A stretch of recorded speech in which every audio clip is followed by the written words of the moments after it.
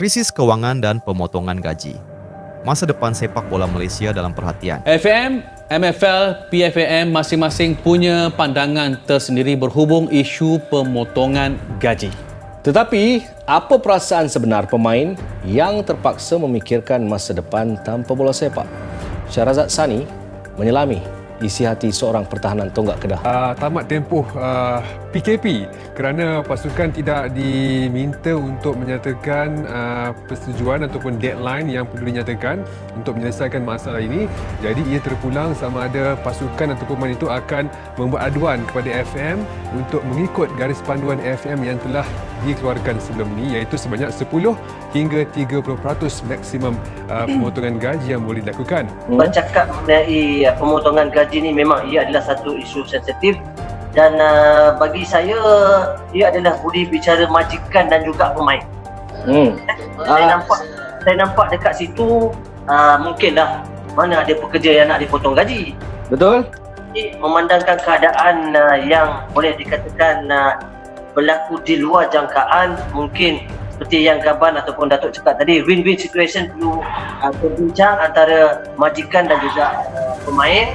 Dan saya rasa mungkin boleh dapat satu kata sepakat yang baik untuk membantu majikan yang mungkin kekurangan dana, kantong mereka juga semakin berkurangan disebabkan tidak ada gate collection daripada game-game, dan saya pasti boleh mendapat kata sepakat yang baik antara majikan dan juga pemain.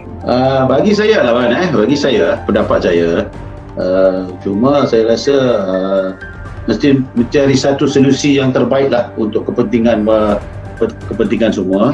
Saya rasa dengan garis panduan ni bolehlah guna pakai untuk mencari satu penyelesaian yang baik supaya kita ada win-win situation lah. Yang penting bola sepak itulah, dan juga seperti mana Abang kata tadi, ada klausa-klausa yang mesti mereka akuhi jugalah, jangan menganiayakan mereka. Jadi sabut jugalah bola sepak Malaysia ni 2-3 hari ni kan pasal isu pemotongan gaji, sedangkan FIFA dah buat keluar surat dah, dia kata hampa kena buat, nak tak nak kena buat.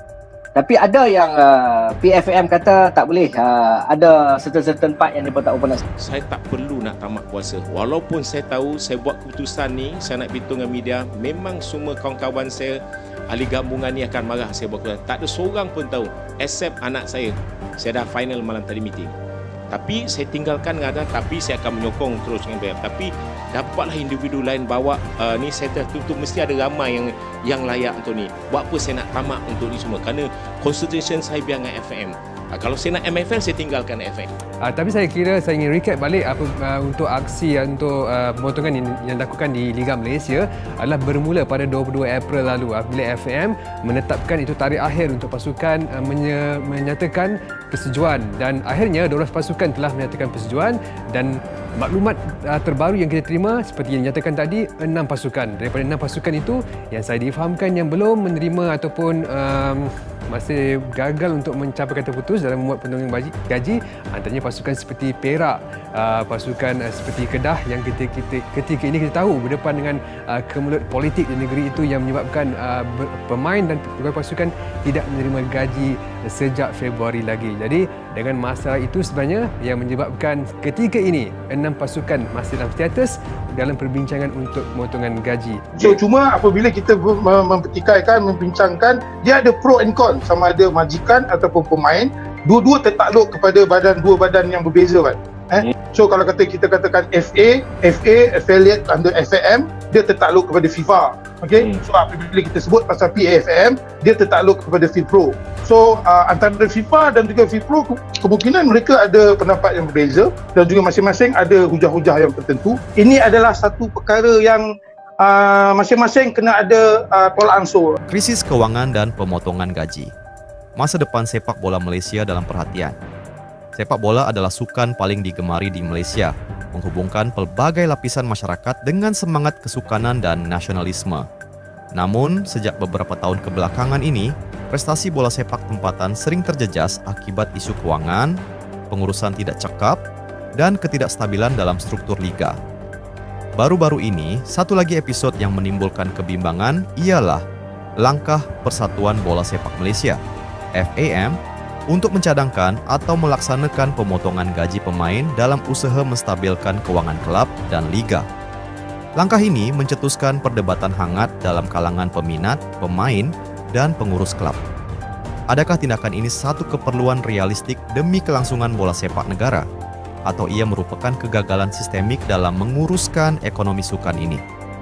Latar belakang isu keuangan dalam bola sepak Malaysia. Sejak penubuhan Liga Super Malaysia, Liga M, pada tahun 2004, matlamat utamanya adalah untuk memprofesionalkan bola sepak tempatan. Namun, banyak klub masih bergelut dengan masalah hutang, tunggakan gaji pemain, dan ketidakcekapan dalam penjanaan pendapatan. Beberapa pasukan ternama seperti Felda United, PKNS FC, dan Melaka United pernah dibubarkan atau disingkirkan dari liga akibat isu keuangan. Laporan tahunan FAM dan Malaysian Football League (MFL) menunjukkan bahwa hampir separuh daripada pasukan dalam Liga Super dan Liga Premier tidak mempunyai sumber keuangan yang mampan, bergantung hampir sepenuhnya kepada geran tahunan dan tajaan kerajaan negeri. Pemotongan gaji, cadangan atau paksaan. Pada awal tahun 2025, FAM mencadangkan agar semua pasukan dalam Liga M menyesuaikan struktur gaji pemain selaras dengan keupayaan keuangan klub masing-masing. Menurut kenyataan resmi FAM, langkah ini diambil untuk mengelakkan kelewatan bayaran gaji dan menjaga kelangsungan liga. Presiden FAM menyatakan, "Kami tidak mahu melihat lagi pemain menuntut hak mereka melalui PFAM atau membawa isu ke FIFA. Pemotongan gaji adalah sementara dan harus dilihat sebagai pelarasan ke arah sistem yang lebih mampan." Namun begitu, Persatuan Pemain Bola Sepak Profesional Malaysia, PFOM, membalas dengan menyatakan bahwa langkah tersebut tidak boleh dilakukan secara sepihak tanpa persetujuan pemain dan harus berdasarkan kontrak yang sah di sisi undang-undang. Kesan terhadap pemain dan industri. Bagi pemain profesional, gaji bukan sekadar pendapatan tetapi juga satu pengiktirafan terhadap komitmen dan risiko fizikal yang ditanggung dalam kerjaya mereka. Pemotongan gaji memberi impak besar terutamanya kepada pemain pertengahan dan bawahan yang mungkin hanya bergaji antara RM3.000 hingga RM6.000 sebulan. Bagi mereka, pengurangan walaupun 20% boleh memberi kesan besar kepada kehidupan seharian. Dalam jangka panjang, tindakan ini juga boleh mengurangkan minat generasi muda untuk menjadikan bola sepak sebagai kerjaya tetap, sekaligus melemahkan pembangunan akar umbi. Pandangan klub dan jurulatih sebilangan pengurus klub menyambut baik cadangan FAM, menyatakan bahwa beban keuangan, terutama semasa musim tanpa perlawanan, contohnya semasa pandemik atau ketika cuti panjang, sangat menekan. Namun, terdapat juga klub yang berpendapat pemotongan gaji tidak akan menyelesaikan masalah jika tiada reformasi menyeluruh dalam pengurusan keuangan dan pemasaran liga. Seorang jurulatih Liga Super yang tidak mau namanya disiarkan berkata, "Isunya bukan semata-mata gaji pemain tinggi. Isu sebenar ialah kebocoran dalam pentadbiran, kurangnya komersialisasi, dan ketergantungan kepada bagi pemain profesional. Gaji bukan sekadar pendapatan, tetapi juga satu pengiktirafan terhadap komitmen dan risiko fizikal yang ditanggung dalam kerjaya mereka." Pemotongan gaji memberi impak besar terutamanya kepada pemain pertengahan dan bawahan yang mungkin hanya bergaji antara RM3.000 hingga RM6.000 sebulan. Bagi mereka, pengurangan walaupun 20% boleh memberi kesan besar kepada kehidupan seharian. Dalam jangka panjang, tindakan ini juga boleh mengurangkan minat generasi muda untuk menjadikan bola sepak sebagai kerjaya tetap, sekaligus melemahkan pembangunan akar umbi.